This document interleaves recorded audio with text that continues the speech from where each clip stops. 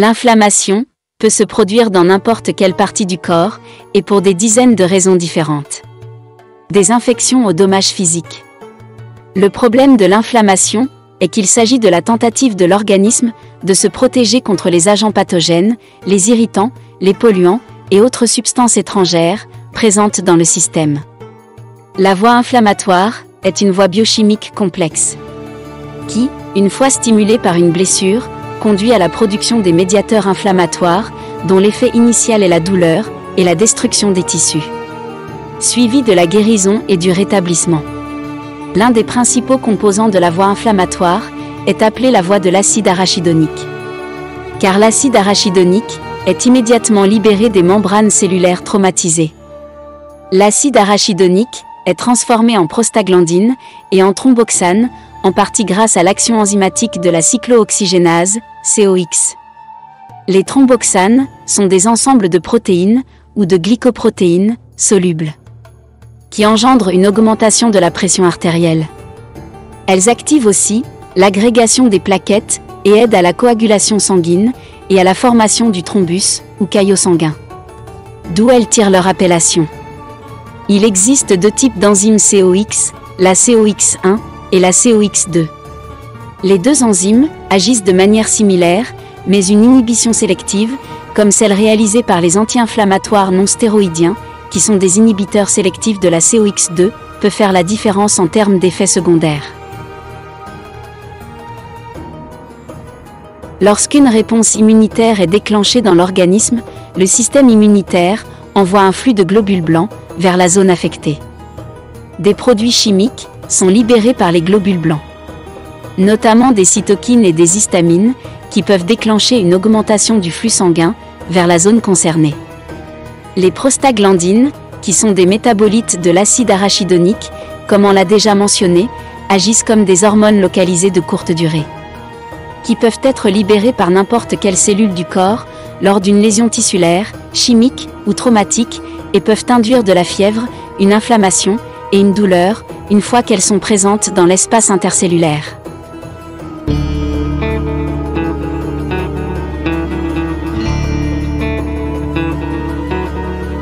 L'inflammation est un processus physiologique normal qui permet de protéger l'organisme contre les infections et les traumatismes. Un anti-inflammatoire est un médicament destiné à combattre une inflammation. Parmi les médicaments anti-inflammatoires, on distingue les anti-inflammatoires stéroïdiens, appelés aussi corticoïdes, et les anti-inflammatoires non stéroïdiens, ou AINS. Tous les anti-inflammatoires, stéroïdiens ou non, ont des propriétés analgésiques et antipyrétiques, c'est-à-dire contre la fièvre, en plus de leur activité anti-inflammatoire, et provoquent, comme effet secondaire, une lésion de la muqueuse digestive, qui est au contact avec les sécrétions acides gastriques dans l'estomac, qu'on appelle aussi la muqueuse gastro-duodénale. L'automédication a fait que les anti-inflammatoires non stéroïdiens sont plus fréquents et plus connus que les corticoïdes. De nombreuses personnes choisissent plutôt des anti-inflammatoires non stéroïdiens, mais il faut garder à l'esprit que tous les anti-inflammatoires sont des traitements symptomatiques et n'ont aucun effet sur la cause. Ils sont souvent indiqués lorsque la réponse de défense normale de l'organisme, inflammation, devient gênante, notamment en raison de la douleur. Que les anti-inflammatoires, toutes catégories confondues, ont tous des effets indésirables, et il existe aussi de nombreuses interactions médicamenteuses. Cependant, les AINS sont des médicaments antalgiques, ils ont des propriétés analgésiques et fébrifuges, et ils sont toujours opérants, même lorsque l'inflammation atteint un niveau critique. Ils sont généralement utilisés en rhumatologie, hématologie, gynécologie, pour l'arthrose et autres.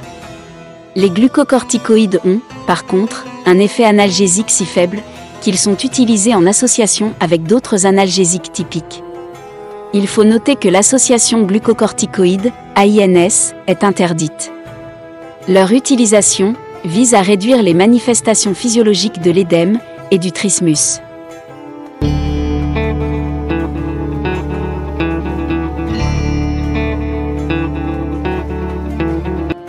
Les maladies inflammatoires ont augmenté au cours des dernières années.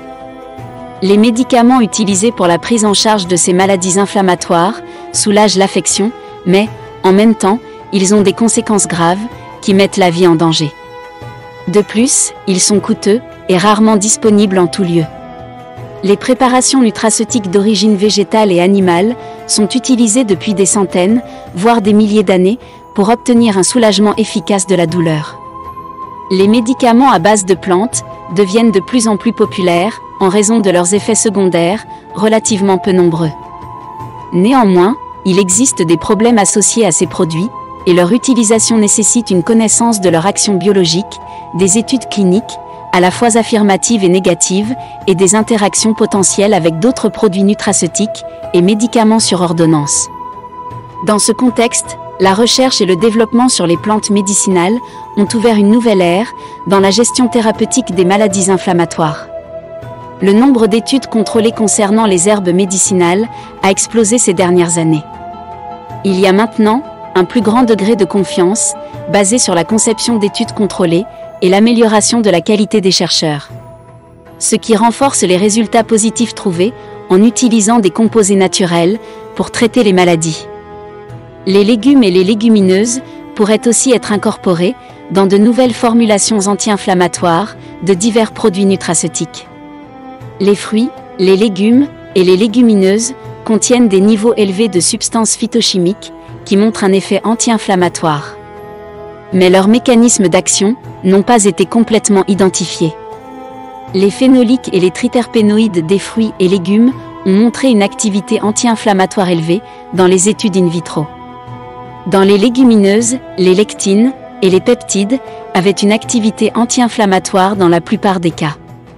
Cependant, il y a un manque de données d'études humaines sur l'activité anti-inflammatoire des composés phytochimiques, des fruits, des légumes et des légumineuses. Les procédés utilisés pour la préparation artisanale d'herbes posent des problèmes lorsqu'il s'agit de déterminer la quantité et la concentration des produits.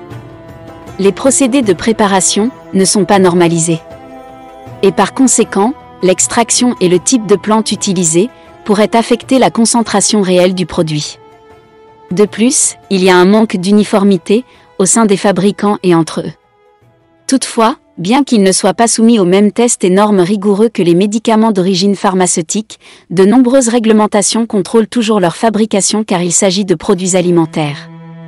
Il y a aussi le problème de contamination, tel que la teneur élevée en plomb qu'on découvre de temps en temps dans certaines préparations. Bien que ces cas sont généralement considérés comme rares, mais peuvent être une préoccupation lors de l'achat d'un produit. Certains fabricants gonflent les allégations de leurs produits nutraceutiques et peuvent ne pas citer les effets secondaires possibles et les interactions médicamenteuses potentielles. Des complications hémorragiques seraient associées à l'écorce de saule blanc, au gingembre, à l'ail et à d'autres produits. Par conséquent, même si les effets secondaires de telles préparations médicinales sont moins importants que les anti-inflammatoires pharmaceutiques, ils ne sont pas sans risque.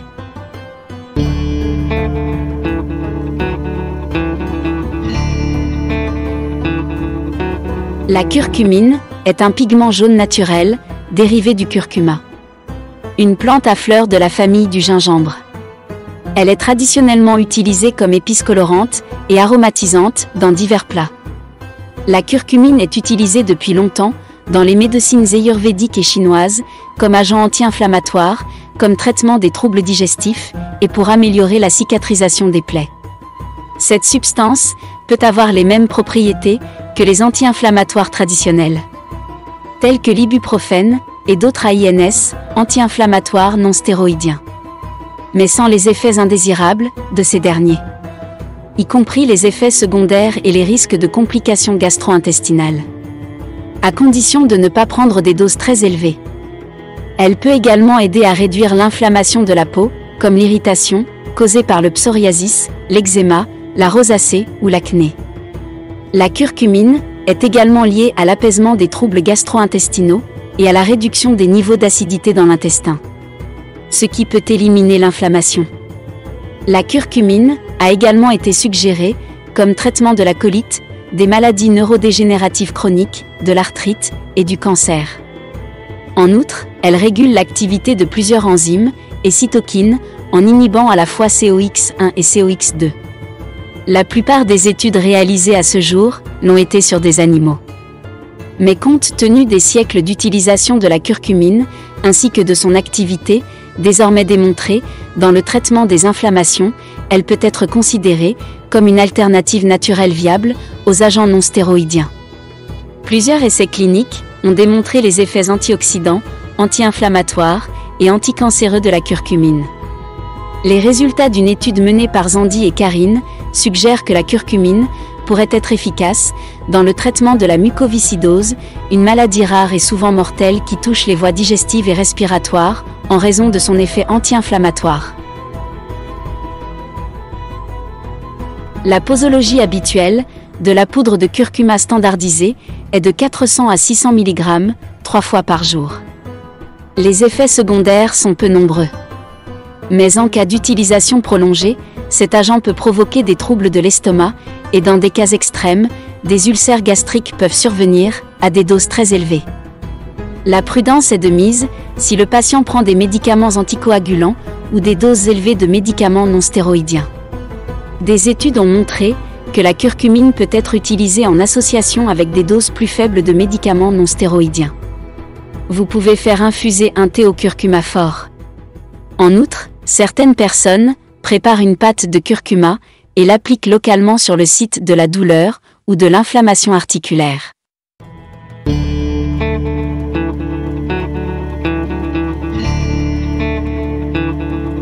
Il est reconnu depuis longtemps que le thé vert possède des caractéristiques de prévention des maladies cardiovasculaires et du cancer en raison de ses propriétés antioxydantes. Le thé vert contient de la catéchine qui peut réduire l'inflammation dans le corps. La catéchine est un composé de la famille des flavonoïdes, de la sous-classe des flavanols.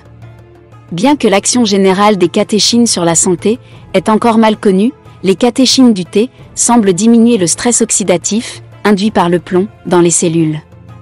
Elles pourraient donc participer au traitement des intoxications. On pense aussi qu'ils peuvent aider à réduire le risque de diabète de type 2 et de maladies cardiaques.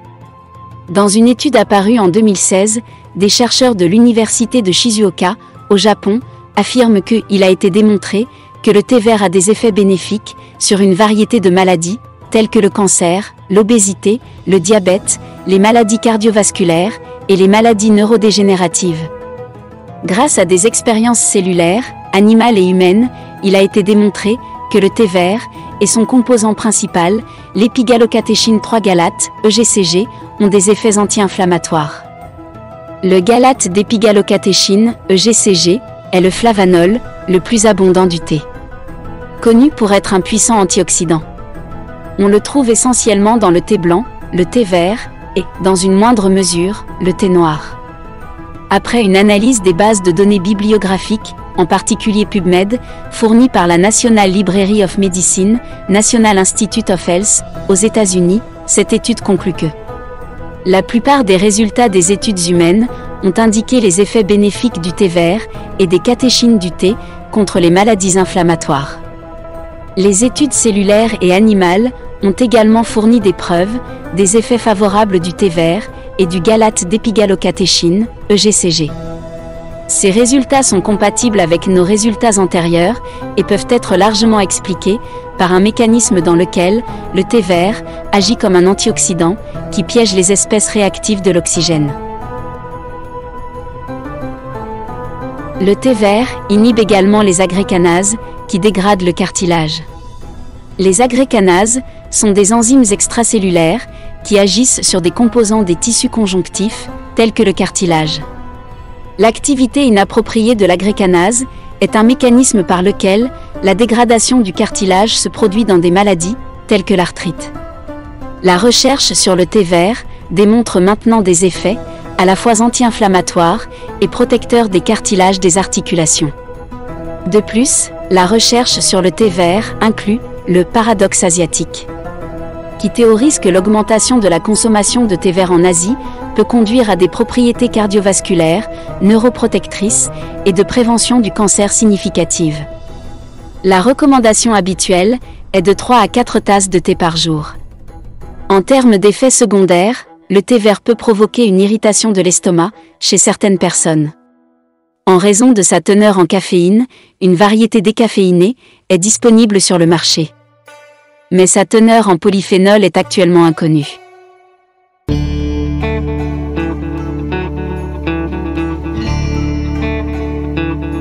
L'encens est une gomme résine aromatique, connue dans le monde arabe et persan.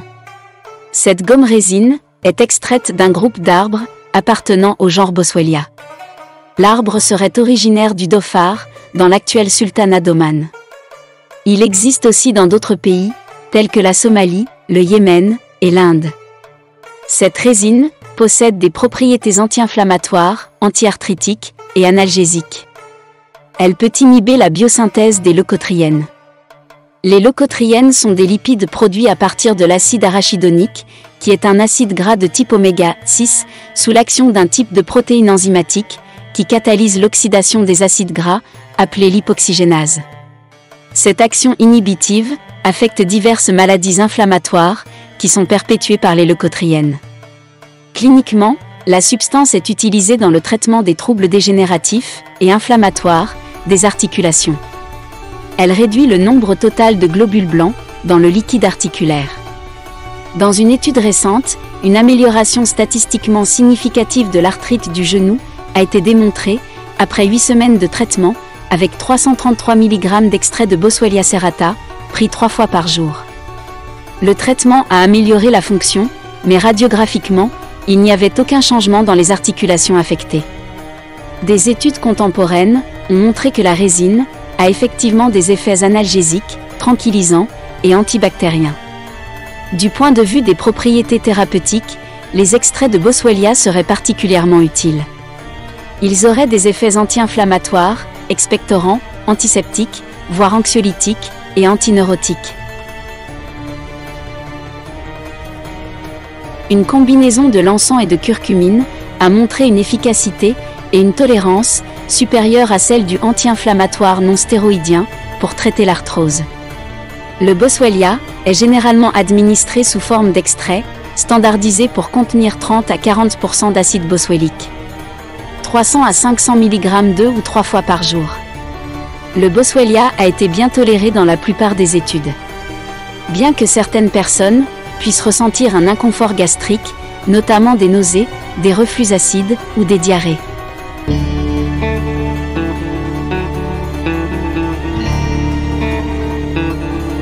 La capsaïcine est un composé chimique de la famille des alcaloïdes qu'on trouve essentiellement dans le piment. C'est la molécule responsable de la sensation de brûlure dans la bouche, ressentie par le consommateur lors de la mastication d'un aliment contenant du piment fort. La capsaïcine constitue environ 12% du piment. Ce fruit est utilisé à diverses fins médicinales par les peuples indigènes des tropiques américains depuis des centaines d'années. Capsicum annuum est un petit arbuste étalé qui était à l'origine cultivé dans les régions tropicales des Amériques, mais qui est maintenant cultivé dans le monde entier. La compréhension des actions de la capsaïcine a conduit à la découverte de son récepteur. Le récepteur transitoire potentiel vanilloïde 1. Membre de la sous-famille TRPV1. Les TRPV1 sont des récepteurs qui interviennent dans les mécanismes nociceptifs et s'activent en réponse à un stimulus thermique supérieur à 44 degrés Celsius. Ils sont localisés au niveau de l'extrémité périphérique des neurones sensitifs. Ce sont des récepteurs sensoriels, exprimés au niveau de l'enveloppe cutanée, des muqueuses et dans certaines régions du système nerveux central. Ces récepteurs se trouvent sur des afférences sensorielles clés. Et l'utilisation de la capsaïcine pour activer sélectivement les afférences de la douleur a donc été étudiée dans des modèles animaux et humains pour diverses indications. La capsaïcine est unique parmi les composés irritants naturels, car l'excitation neuronale initiale qu'elle provoque est suivie d'une période réfractaire de longue durée, au cours de laquelle les neurones précédemment excités ne répondent plus à un large éventail de stimuli. Ce processus, appelé défonctionnalisation, a été exploité pour l'utilisation thérapeutique de la capsaïcine dans diverses affections douloureuses. La capsaïcine produit une anesthésie régionale, très sélective, en provoquant la dégénérescence des terminaisons nerveuses nociceptives sensibles à la capsaïcine, ce qui peut produire des augmentations significatives et durables des seuils nociceptifs. Elle inhibe également une protéine de la famille des facteurs de transcription génétique, appelée NFB, produisant ainsi un effet anti-inflammatoire. La capsaïcine peut provoquer une sensation de brûlure lorsqu'elle entre en contact avec la chair humaine, ainsi que dans le tube digestif.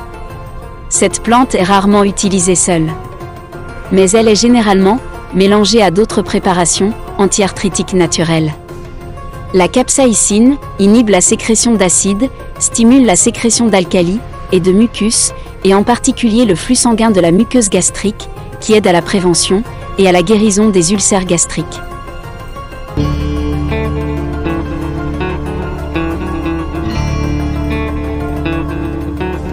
Le resveratrol est un polyphénol actif présent dans les fruits, notamment dans les raisins, les mûres ou les cacahuètes. On le retrouve en quantité notable dans le raisin, et donc dans le jus de raisin et le vin. En particulier, dans la peau des raisins de vin rouge, qui contient les quantités les plus concentrées de resveratrol. Il agit comme une phytoalexine, c'est-à-dire des composés chimiques qui protègent les tissus végétaux des infections et des rayons UV excessifs. Il s'agit d'un composant qui a fait l'objet de nombreuses études scientifiques et fait figure de référence dans ce domaine. Il est capable de neutraliser les radicaux libres, des molécules nocives pour l'organisme. Ainsi, il permet de prévenir le vieillissement cellulaire. Le resveratrol a des effets antimutationnels, anti-inflammatoires, antioxydants et protecteurs de l'ADN, importants lorsqu'il est consommé par des animaux et des humains. Les propriétés anti-inflammatoires du resveratrol ont également été observées chez des animaux présentant un œdème de la patte. Le resveratrol est bien absorbé, et rapidement, et largement, métabolisé dans le corps. Seule une petite partie atteint la circulation sanguine et les tissus corporels. De plus, en raison de sa structure complexe et de son poids moléculaire élevé, le bon fonctionnement du métabolisme du resveratrol dans le foie et l'intestin conduit à une biodisponibilité orale d'environ 12% du transresveratrol. Ensuite, les métabolites pénétreront dans la circulation sanguine et atteindront les tissus et cellules cibles.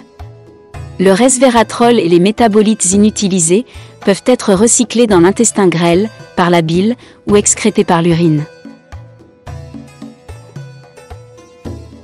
Plusieurs preuves convaincantes indiquent que le resveratrol a un rôle prometteur dans la prévention et le traitement de nombreuses maladies chroniques, auto-immunes et inflammatoires, tels que les cancers inflammatoires, neurologiques et multiples. Il a été démontré que cette molécule module de nombreux médiateurs cellulaires et moléculaires de l'inflammation. Mais les mécanismes moléculaires du polyphénol sont complexes et impliquent de multiples voies de transduction du signal et n'ont pas été entièrement élucidés. La dose typique est de 50 à 500 mg par jour.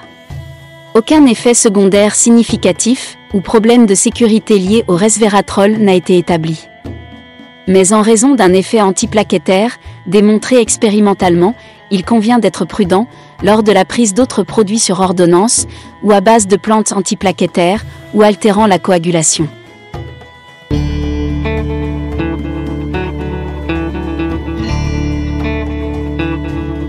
Eukarya tomentosa, dite liane du Pérou, est une plante vivace qui peut atteindre jusqu'à 1,5 m de hauteur. Ses tiges portent des racines profondes. Cette plante herbacée a des feuilles minces, alternes, simples, opposées et réniformes. Les tiges fleuries sont dressées et se terminent par des épis courts en forme de griffes. D'où le nom vernaculaire de griffe de chat. Les fleurs sont insignifiantes, blanches ou roses, et se développent sur les tiges d'une année à l'autre. Les principes actifs semblent être des polyphénols, flavonoïdes, tannins et tannins condensés, des alcaloïdes et des stérols. Les tannins sont des composés polyphénoliques utilisés, entre autres, dans le tannage des peaux, la fabrication des encres et en pharmacologie. Diverses études indiquent que cette herbe péruvienne induit une réduction généralisée des médiateurs pro-inflammatoires. Il a été démontré que cette herbe empêche l'activation du facteur de transcription et l'expression des gènes associés à l'inflammation.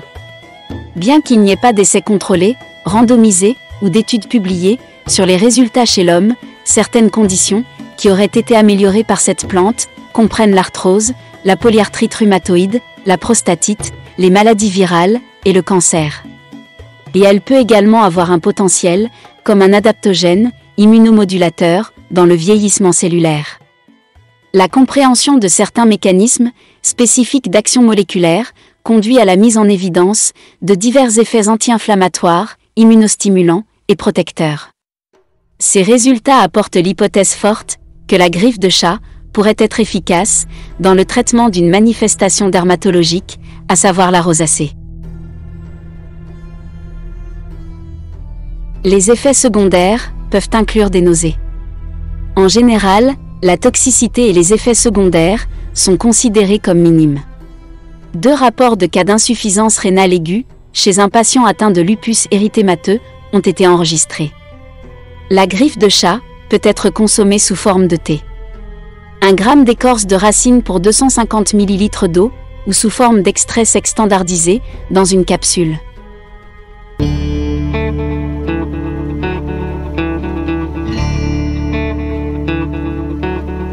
Le pin maritime est un arbre majestueux qu'on trouve généralement dans les forêts des Landes et qui peut atteindre 30 mètres de hauteur.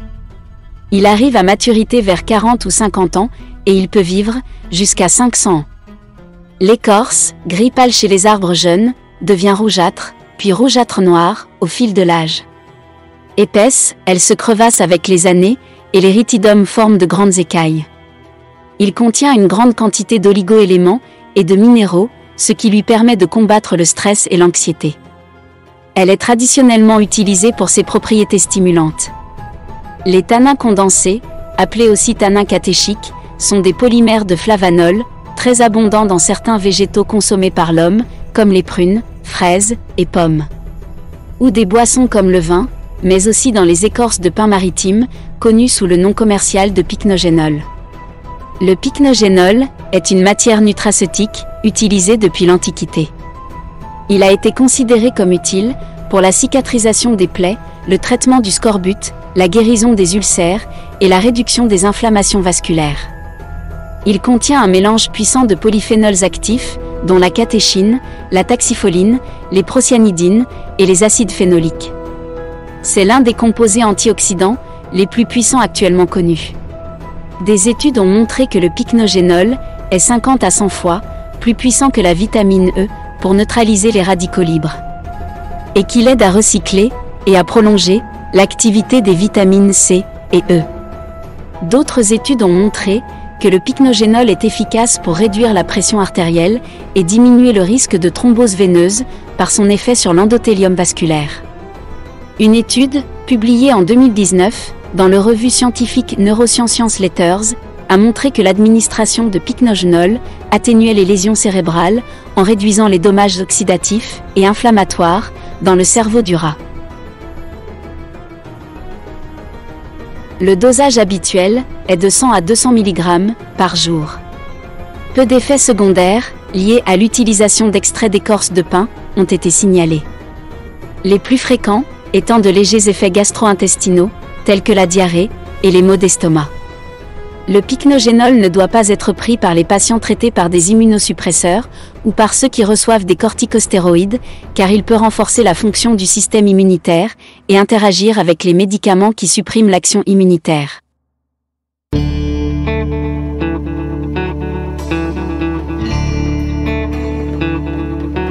Le saule blanc est un grand arbre qui peut atteindre 25 mètres de haut et peut vivre une centaine d'années. Son écorce est grise et épaisse. Son feuillage est caduc. Vert foncé lorsqu'il est jeune et devient vert brunâtre à l'automne.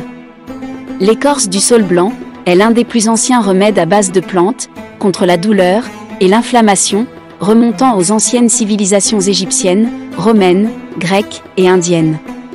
Il était utilisé comme agent analgésique et antifébrile. Les extraits d'écorce de saule sont également largement utilisés dans les produits de performance sportive et de perte de poids, bien qu'aucune étude humaine n'ait été publiée qui documente spécifiquement et directement ces effets bénéfiques.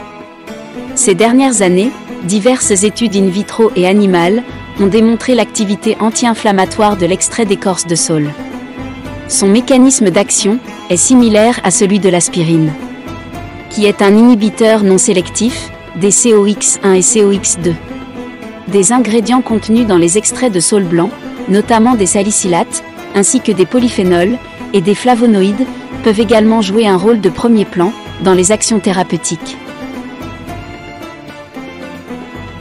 La salicine de l'écorce de saule blanc est convertie en acide salicylique par le foie et est considérée comme ayant moins d'effets secondaires que l'aspirine. La dose habituelle d'écorce de saule blanc est de 240 mg par jour. Ces effets indésirables semblent minimes par rapport aux anti-inflammatoires non stéroïdiens. La principale cause de préoccupation peut être liée aux réactions allergiques chez les personnes sensibles aux salicylates. Toutefois, elle est plus coûteuse que l'aspirine et ne doit pas être utilisée chez les enfants, ni chez les patients souffrant d'ulcères gastro-duodénal, de diabète mal contrôlé, de troubles hépatiques ou rénaux ou d'autres conditions dans lesquelles l'aspirine serait contre-indiquée.